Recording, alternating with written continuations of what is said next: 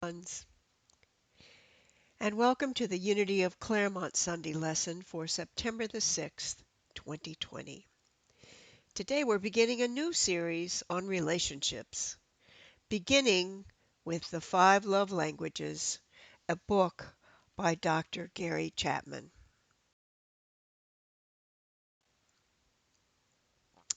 This series is about all kinds of relationships, both micro and macro, personal relationships, and our relationship with society and the world. Due to the virus, many of us have been confined within the four walls of our homes with other family members with an intensity we may have never before experienced. To the extent that these experiences are stressful, they bring up opportunities for self-examination and growth. Additionally, the world is experiencing a pandemic. It is both changing and challenging society in new ways. Add to the civil unrest, there is the upcoming election. To one degree or another, we are all swimming in unknown waters. What may have seemed right before is now being challenged. Jesus taught us to love both our neighbor and our enemies. Since I know we're all trying to live up to the highest ideals of the Christ within, we may find ourselves wondering, well, what does that look like in today's world? In the year 2020, how do I love my family, friends, neighbors, community, and those who belong to groups and organizations to which I am completely opposed? What should I do or refrain from doing and have peace in my soul? This series is going to be very practical. There's not a lot of symbology in it. It's down to earth how-tos, and I really believe that they will benefit us, you and me both. I began this series with a focus on the relationship with a spouse or partner by summarizing Dr. Gary Chapman's bestseller, The Five Love Languages. Then next week, I'll move on to The Eye of the Storm by Gary Simmons. Even though I did a series on The Eye of the Storm a couple of years ago, I believe the wisdom of this particular book is just the medicine we need as we move through the challenges of COVID-19, the presidential election, widespread racial tensions, and the violence that has erupted subsequently. Let's set our goal to let nothing disturb the calm peace of our souls as our words and actions express the Christ of our being in this world, in this place, and in this time. You probably have heard of the book, The Five Love Languages, The Secret to Love That Lasts by Dr. Gary Chapman. It sold over 12 million copies, and it's been on the New York Times bestseller list for 10 years running. I heard about it years ago and thought it sounded like a wonderful book, but I only just got around to listening to it on Audible recently. I am now a fan. I really think everyone can benefit from its wonderful insights on relationships. So I'm devoting this lesson to Dr. Chapman's book in the hopes that you can apply its principles to your life. I'm also hoping to whet your appetite to read or listen to it yourself. Most of us have had the experience of trying and failing to make our relationships work. Take the example of someone working every day to keep food on the table and a roof over their heads and giving birthday and Christmas gifts. Yet the other partner feels unloved and the relationship begins to sour. The problem, according to Dr. Chapman, is not speaking their love language, a concept that he developed after years of marriage counseling. The 5 love languages are words of affirmation, quality time, helpful service, receiving gifts, and loving touch. He developed the theory that people do not show or experience love in the same way. It's natural to think that the way that you want to be loved is also the best way to show your love. Surprisingly, this is usually not the case. There are actually 5 different ways to express love, which Dr. Chapman calls the 5 love languages. Have you ever seen two people from different countries trying to communicate in 2 different languages? "Which way to the museum?" asks the tourist. The local man just looks puzzled.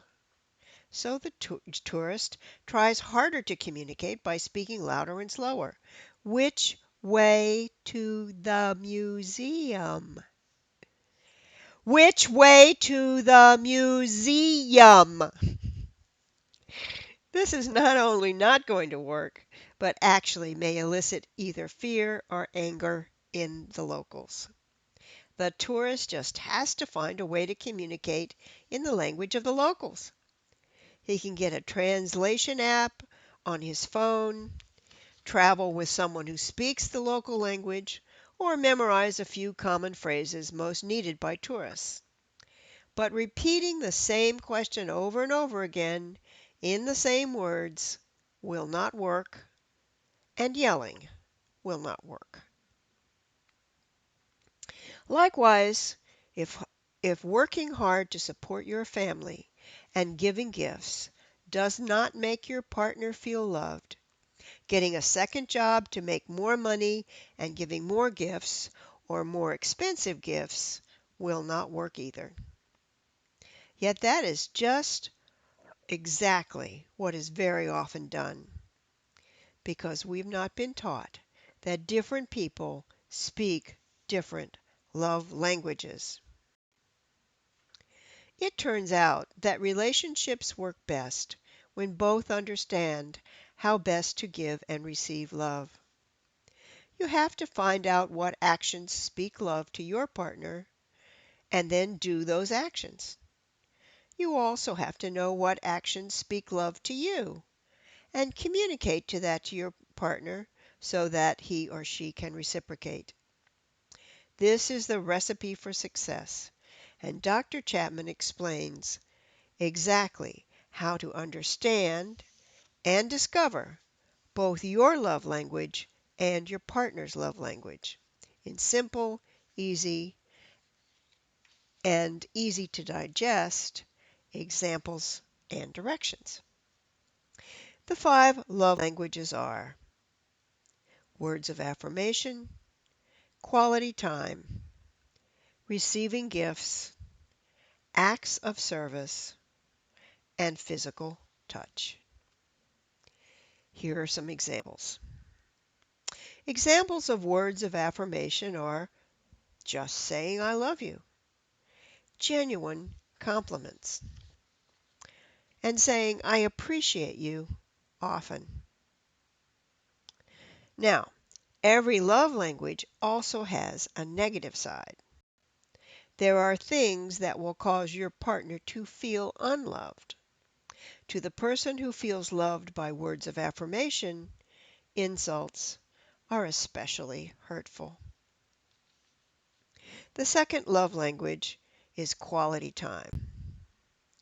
Examples of quality time include giving your full and undivided attention, one-on-one communication with no TV, cell phones, or other distractions, active, attentive listening, and eye contact. To speak this language, you should ask your partner what he or she would like to do with you. Don't assume you know. You should ask.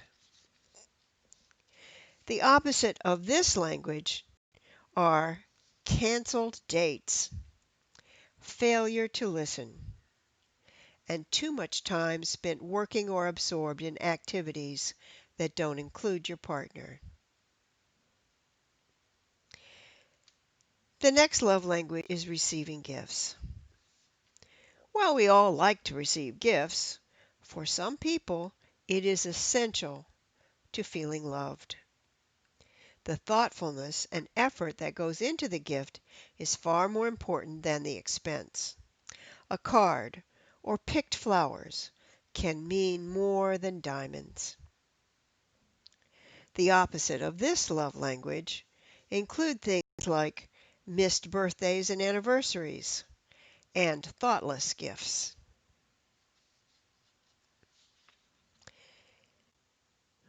The next love language is acts of service. Examples of acts of service are chores around the house that ease the burden of your partner, running errands for him or her, or taking over the bill paying. The no-nos of this love language are broken commitments and laziness. The last love language is physical touch. This language includes both sexual and non-sexual touching. Hugs, cuddling, or just a hand on the shoulder when pouring coffee. Even your mere physical presence can all help to fulfill this need. The no-nos of this language. The no-nos in this language are neglect, abuse, and long unnecessary absences. You may have to spend some time figuring out which of these is your love language. You may like and want all of them, but one is your primary love language, and you have to know what it is so that you can foster that particular type of activity from your partner. Here are some methods for finding your love language. First, go through the list of the 5 love languages and imagine your partner showing love in each of the 5 ways. Note how you feel for each one. Second, recall your childhood. How did your parents show love? What did they do that made you feel loved? You may have grown up expecting the same kind of conduct from those who love you as an adult. Third, when you want to show your love, what is your first instinct? That's probably your love language. Fourth, what acts of failure to act have hurt the most in your past? These may exemplify the negative or the opposite of your love language. Another thing you can do is take the quiz at Dr. Campbell's website, located at 5lovelanguages.com. So, now we can move on to finding your partner's love language. Don't assume that you know. What you think is an act of love may not be seen that way by your partner. Probably the best strategy is for both of you to read Dr. Chapman's book and just let your partner discover his or her own language and share it with you. Or you can ask your partner just to take the quiz at 5lovelanguages.com. Once you have established what your love language is, what your partner's love language is, now what?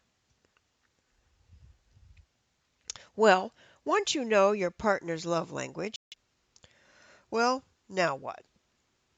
Once you know your partner's language, do something special once a week to fill up your partner's love tank. What's a love tank, you may ask? Well, Dr. Chapman uses it as an analogy for feeling loved. When your love tank is full, you feel loved and ready to give love. And you have the juice to get through a rough spot in the relationship. When your love tank is empty, you feel unloved and unloving. If your partner's love tank is on fumes, it may take a while for it to be replenished. Don't expect immediate results. Just keep speaking your partner's love language, and the tank will eventually fill up.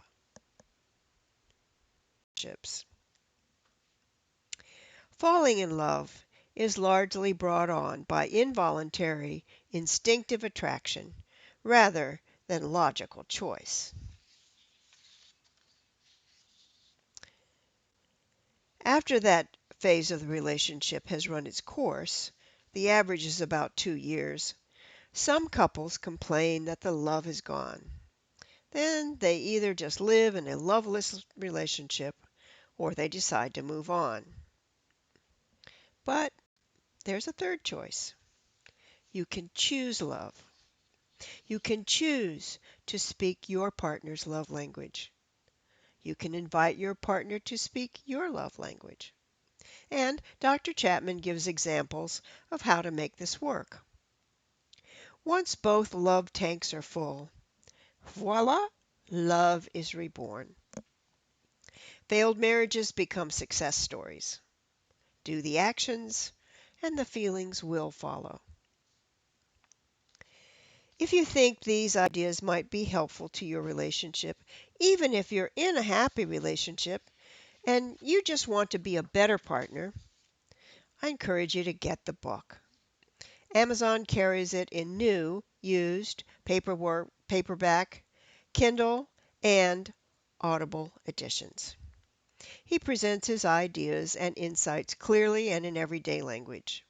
He provides simple, usable methods to apply and the different types of relationship situations. Finally, in the immortal words of the late night infomercial, but wait, there's more.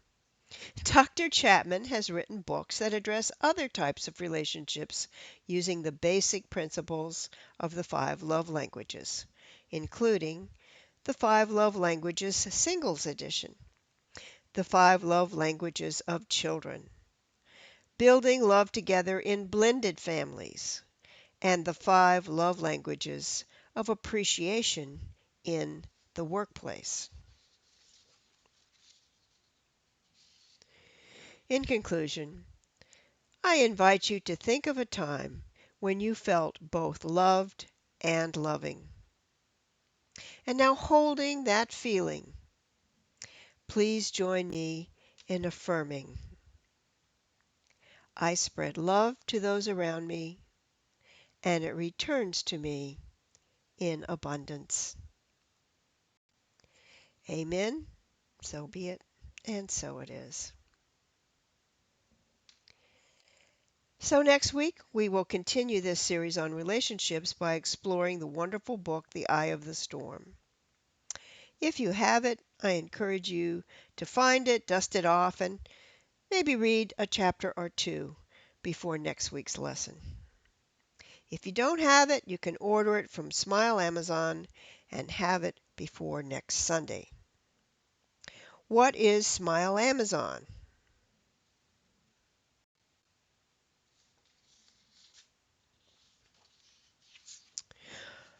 This is a way you can help support our ministry at no cost to you.